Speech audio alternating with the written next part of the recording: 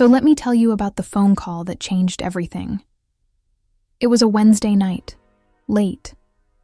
I was in my kitchen in pajamas eating leftover pasta and going through my emails and honestly just decompressing from a regular day when my phone rang, and it was my cousin Tara. And I picked up without thinking, because that is what you do when family calls. We talked for 2 hours. 2 hours. I told her everything. The business concept I had been developing for 8 months. The market research I had done. The supplier conversations I had started. The brand identity I had been quietly building. The specific gap I had identified in the market that I was positioning to fill. Everything. I told her because she is my cousin, and we had been close our entire lives, and because I was excited, and excitement makes you want to share things with people you love, and because it genuinely did not occur to me, not for one single second during that 2-hour conversation, that I needed to be careful about what I was sharing. She asked great questions. That is the part I keep coming back to. She asked genuinely great questions, the kind that made me think harder and clarify my thinking and get even more excited, because explaining something to someone who is engaged with it makes the thing feel more real. She said at the end of the call, "Tara, this is such a good idea. I really think you should move on it." I said I was planning to. She said, "Good. Don't wait too long." I thought she was being encouraging. She was not being encouraging. She was giving herself a deadline. I found out 6 weeks later when my friend Keisha sent me a link with a message that said just, "Isn't this your idea?" I clicked the link, and there it was.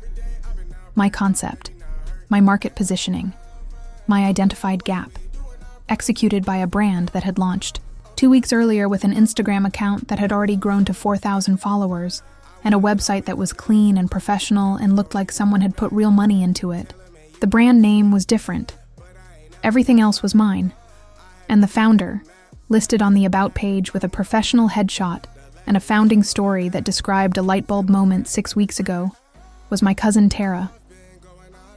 I sat with my phone in my hand for a long time. Then I put it face down on the table. Then I picked it up again and I looked at the About page one more time. 6 weeks ago, 2 weeks after our phone call. She had moved in 4 weeks. She had taken 2 hours of my thinking and my research and my 8 months of development, and she had launched in 4 weeks. I put my phone down again. I went to bed. I did not sleep. And in the morning I got up, and I made coffee, and I sat at my kitchen table, and I made a decision that I want to tell you about. Because the decision is the whole story. I was not going to confront her. I was not going to call her out publicly. I was not going to send a message or make a post, or do any of the things that feel satisfying for about 4 minutes and then create a mess that takes years to clean up. I was going to launch. Better. Faster. With 8 months of development that she did not have because she had 4 weeks and a phone call. I was going to let the work do the talking. My name is Jade Williams. I am 29 years old. I have a background in marketing and brand development, and a specific talent for identifying what is missing in a market before the market knows it is missing it. That talent is what started all of this, and it is what finished it. Let me give you the full picture, because the full picture is what makes this story make sense. Tara and I grew up together. Same city, different neighborhoods, close enough in age that we were always in similar life stages and had always used each other as sounding boards. She was smart and driven and had the particular social intelligence of someone who knew how to read a room and knew how to read people. I had always admired that about her. I understand now that admiring a quality in someone and understanding how that quality gets applied are two different things. She read me on that Wednesday phone call the way she read every room. She understood what I had. She understood that I had not moved on it yet. She understood the gap between having something and having launched it. And she filled that gap before I did. Let me tell you about the 8 months before the phone call, because those 8 months are what made everything that came after possible. The idea had started with a problem I kept running into personally. I am a woman who cares about the products I put on my skin, and I care about where those products come from. And I care about whether the companies making them are actually doing what they say they are doing in terms of ingredients and sourcing and ethics. I had been looking for a specific category of skincare product for 2 years. Clean. Genuinely clean. Not marketing clean, which is a thing that exists and is different from actual clean. Science-backed formulations. Affordable price point. Not the luxury tier that prices out most of the people who want these products. It did not exist the way I wanted it to exist. I started researching why. The research took 3 months and produced a detailed document that was essentially a market analysis of the gap between consumer demand and available product in the clean, affordable skincare space. The gap was real and significant, and the timing was right in ways that my research made clear. I spent the next 3 months on product development research, supplier conversations, formulation possibilities, pricing structures, what it would cost to bring something to market and what it would need to look like to position correctly. Then 2 months on brand development, name concepts, visual identity direction, tone of voice. The story I wanted to tell about the company and why it existed. 8 months of work, structured, documented, specific. The kind of foundation that does not come from a 2-hour phone call. The kind that Tara did not have. The morning after I found out, I called my best friend Keisha back. She had sent the link with the question, and I had not responded the night before, because I had nothing to say yet that was useful. "How are you?" she said when she picked up. "I'm okay," I said. "I need to think out loud." "Go," she said. I told her what I was thinking, that confronting Tara was not going to give me what I actually wanted. What I actually wanted was to build the thing I had been building for 8 months. The thing Tara had launched was not that thing. It could not be that thing because she had 4 weeks in a phone call. It had the concept and the positioning, but it did not have the foundation. The supplier relationships I had been building, the formulation research, the brand architecture I had developed across 2 months of actual work. It had the surface. I had everything underneath the surface. And in brand building, everything underneath the surface is what determines whether something lasts or whether it looks good for 4,000 Instagram followers and then runs out of substance. "So you're going to launch?" Keisha said. "I'm going to launch," I said. "When?" 90 days, I said. She was quiet for a moment. "What do you need?" The 90 days were the most focused of my life. I had 8 months of groundwork, and I had the particular fuel that comes from being underestimated by someone who should have known better. And I had Keisha, who had a background in operations, and who cleared her schedule for the first 30 days to help me move at a speed I could not have. Managed alone. Week 1. I finalized supplier agreements that I had been in conversation about for months. Real agreements. Signed. The kind that Tara had not had time to build because she had 4 weeks. Week 2. I completed the brand identity work I had been developing. Not started from scratch. Completed. Because I had 2 months of development already done and I needed to finalize, not create. Week 3. I built the website. Not a template. A real site with real copy that told a real story about why the brand existed and what it stood for and what made it different from everything else in the space. Week 4. I set up the social accounts and I started creating content. Not product content yet. Brand content. The kind that builds an audience around an idea before there is a product to sell. By the end of month 1, I had accounts, a brand, a website, supplier agreements, and a content strategy. Tara had 4,000 followers and a concept. Month 2 was product development and photography and logistics. The operational work that is invisible to consumers, but that determines whether a brand can actually deliver what it is promising. I drove to supplier facilities. I reviewed formulations in person. I tested products with a small group of women I trusted who gave me honest feedback that I incorporated. Tara posted lifestyle content and responded to comments. Month 3 was pre-launch, email list building, press outreach. A small influencer seeding program with people who had audiences in my specific target demographic and who I had researched carefully, rather than just reaching out to anyone with a large following. I was not going for fast. I was going for right, because right was what I had and fast was all she had. The launch was on a Sunday morning. I had not announced the date publicly in advance. I had not mentioned to anyone in my family that I was launching. I had not said a single word to Tara. The first post went up at 9 a.m. By noon, I had more engagement than Tara's account had generated in 6 weeks.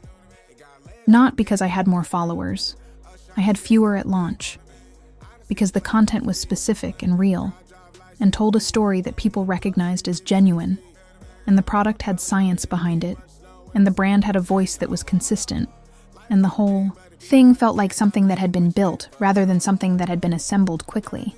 By end of day, I had over 1,000 email subscribers.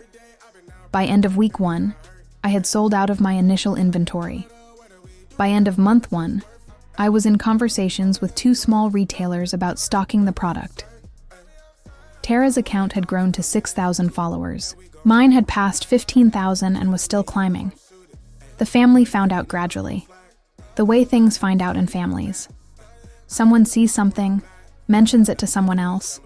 It moves through group chats and side conversations and eventually arrives at everyone. My aunt called me 3 weeks after launch. She had seen the brand. She had looked at both brands. She had done what family members do, which is compare. "Jade," she said carefully. "Is this the same idea you and Tara talked about?" "It's the idea I developed for 8 months," I said. "Yes." Silence. "Tara launched first," she said. "She did," I said. "And you launched anyway." "I did." Another silence. "How is it going?" she said. I told her. She was quiet for a moment. "I see," she said. That was the whole conversation about it. I did not need it to be more than that. Tara called me 5 weeks after my launch. I had been wondering when she would. I picked up. "Hey," she said. Her voice was different from the Wednesday night call. Less easy, more careful. "Hey," I said. A pause. "I saw that you launched," she said. "I know," I said. "It's doing well," she said. "It is," I said. Another pause. Longer. "I want you to know," she started. "Tara," I said. "I don't need you to explain it. I understand what happened. I understand what happened," I said again. "I'm not interested in the explanation. I'm interested in the work, and I'm doing the work." Silence. "Your brand is really good," she said quietly. "I know," I said. 8 months of development will do that." She did not respond to that. We talked for a few more minutes about nothing important. Then we hung up, and I went back to work. I want to tell you where things stand now because the now matters as much as the story. My brand is real and growing. The retailer conversations turned into actual placements. The email list is building consistently. The product has reviews that make me genuinely proud because they are specific and they reflect what I was trying to create, which is something that actually works for the people I built it for. Tara's brand still exists. It has not grown significantly since my launch, not because I hurt it, because it did not have the foundation to grow beyond a certain point. The supplier relationships were not there. The formulation depth was not there. The brand architecture was not there. The surface was there, and surfaces only take you so far. My cousin and I are family. We will continue to be family in the way that people continue to be family after something like this, carefully, with more distance than before, with a clarity between us that did not exist before the Wednesday phone call. I do not hate her. I want to be clear about that. What she did was wrong.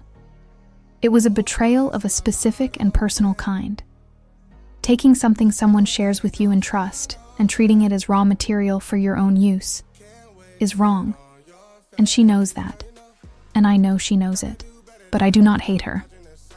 I used the things she did to become more focused than I had been, to move faster than I might have otherwise, to launch in 90 days when I might have taken 9 more months without the urgency.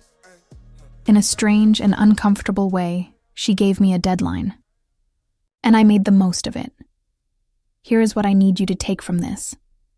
There is a version of this story where I spend 6 months being angry, where I confront Tara publicly, and the family takes sides, and the energy that should have gone into building goes into fighting instead. That version exists.